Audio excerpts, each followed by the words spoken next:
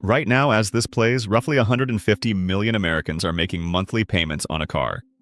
The average payment on a new vehicle is just under $750 a month. 1 in 5 of those loans stretches past 7 years. And the car itself, the thing all that money is buying, will lose more than half its value before the loan is paid off. This isn't a warning about buying luxury. This is a warning about buying normal. The most destructive recurring expense in most household budgets isn't the mortgage, isn't the streaming subscriptions, isn't the dining out. It's the car payment. And today we're going to take it apart. Most channels will tell you to buy used and save the difference. That's fine advice. It's also incomplete because it skips the part that actually matters. I'm Warren, and I think the car payment conversation in personal finance is broken. Here's why. A guy named Marcus, 28, IT support in Dallas, earning about $55,000 a year, walked into a Toyota dealership on a Saturday in March. He needed a car. His old Corolla had hit 160,000 miles and the transmission was slipping. The dealership had a Tacoma on the lot. Sticker, about $42,000. The salesperson ran his credit, offered financing at 7.5% over 72 months. Monthly payment, just under $750. Marcus looked at his paycheck, about $3,600 after taxes, twice a month. $750 felt tight but doable. He signed. And in that moment, without knowing it, he locked roughly $270,000 of his future into a depreciating machine. That number sounds impossible. It isn't. And the math behind it is the reason this video exists. Here's the first layer. The sticker price of the truck is $42,000. But at 7.5% interest over 6 years, the total paid comes to about $54,000. $12,000 in interest, money that buys nothing, builds nothing, just evaporates into the financing structure. Marcus won't feel that $12,000. It's invisible, baked into the monthly payment, spread thin enough that no single month feels like a crisis. But it's there. $12,000 gone before the truck is paid off. Now here's the second layer, and this is the one the dealership never mentions. Depreciation. A new vehicle loses roughly 20 to 25% of its value in the first year alone.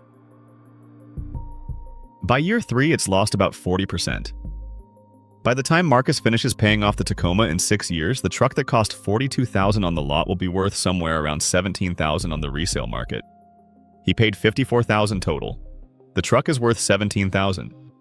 The gap between what he paid and what he owns, $37,000.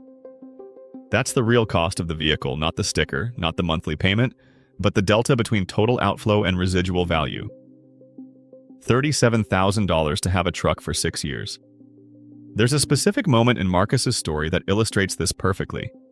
14 months into the loan, he takes the Tacoma through a Jiffy Lube for an oil change. While he's waiting in the plastic chair, scrolling his phone, he gets curious and pulls up Kelley Blue Book. Types in the year, the mileage, the trim.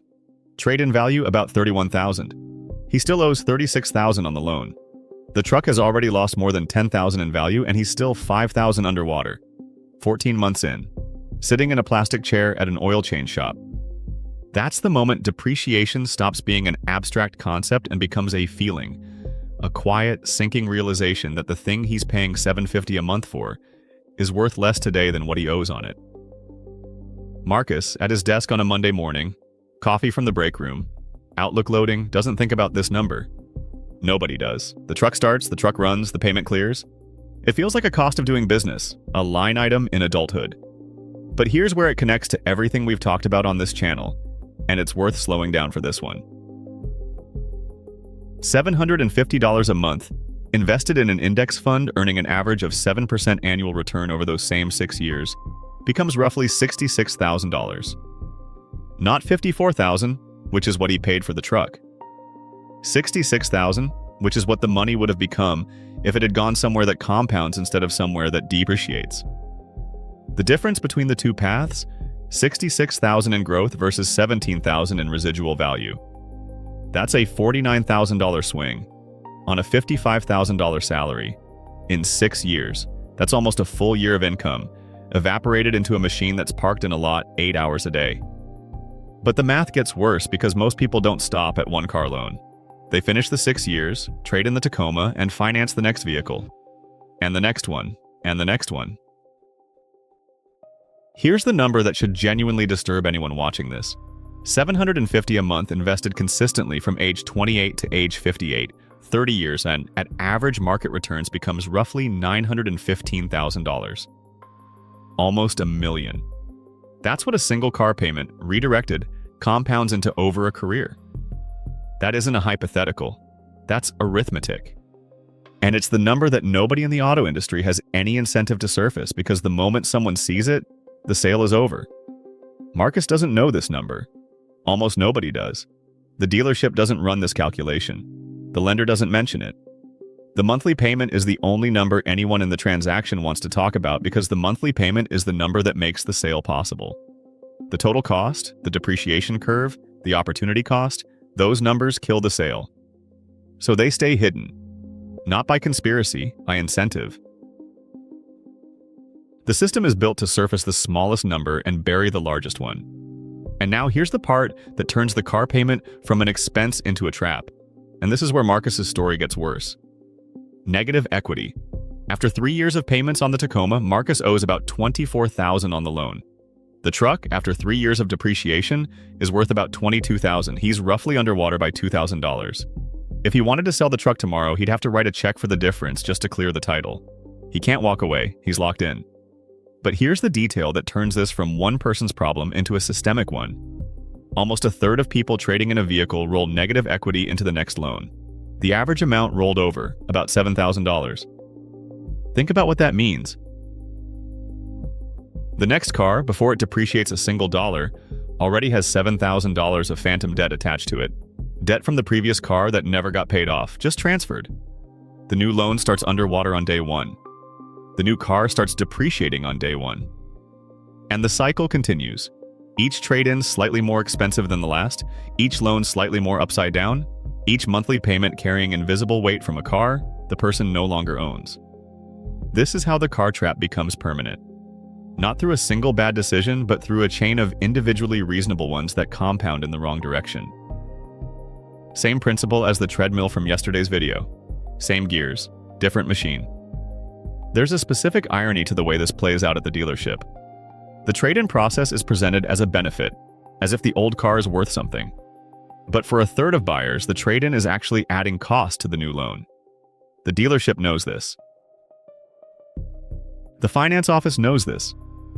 The buyer looking at the monthly payment on the new vehicle often doesn't, because the rolled negative equity is absorbed into the number, invisible, unmarked. The monthly payment looks like it's for the new car. Part of it is still paying for the old one. And this needs to be said directly, because the polite version doesn't cut it. The auto lending system isn't broken. It's optimized for the lender. 7.5% on $42,000 over 6 years generates $12,000 in interest. Multiply that by the roughly 17 million new car loans originated every quarter, and the industry collects tens of billions a year in interest alone. Before fees, before add-ons, before the gap insurance and extended warranty that get rolled into the financing at the last minute. The person sitting at the dealership desk on a Saturday afternoon is the product. The monthly payment is the packaging. And the entire experience, the test drive, the negotiation, the trade-in appraisal, is designed to keep attention on the monthly number and away from the total cost. Marcus realized this 8 months into the loan. Not from a finance video, from his own spreadsheet. He'd started tracking his net worth after watching, and this is the part that connects this whole series together, the $10,000 threshold video. He opened a Google sheet on a Sunday night, listed every asset and liability, and the truck appeared on both sides of the ledger. Asset, about $29,000 in estimated value. Liability, roughly $38,000 on the loan. Negative equity, $9,000. His entire net worth at 28 was being dragged underwater by one purchase he'd made in 45 minutes on a Saturday. He sat with that spreadsheet for a long time. The screen was bright in a dark apartment. He'd spent years building savings to almost $12,000 just past the threshold, and a single car purchase had undone most of it in net terms. Not because the truck broke, because the asset was depreciating faster than the debt was being paid down. The structure was working against him by design, and he'd signed the contract that allowed it. Here's the alternative. And it's one path, not a menu. Buy a reliable used vehicle, 3 to 5 years old, under $15,000 in cash, or with a short loan of no more than 3 years. Hondas, Toyotas, Mazdas, these brands hold value specifically because they don't break. A 2021 Civic with 40,000 miles runs about 14 to 16,000 depending on the market. It'll go another 150,000 miles without a major repair if maintained. The monthly cost of ownership drops from $750 to something closer to $200 to $300 when you factor in lower insurance, lower registration, and no loan payment or a small one.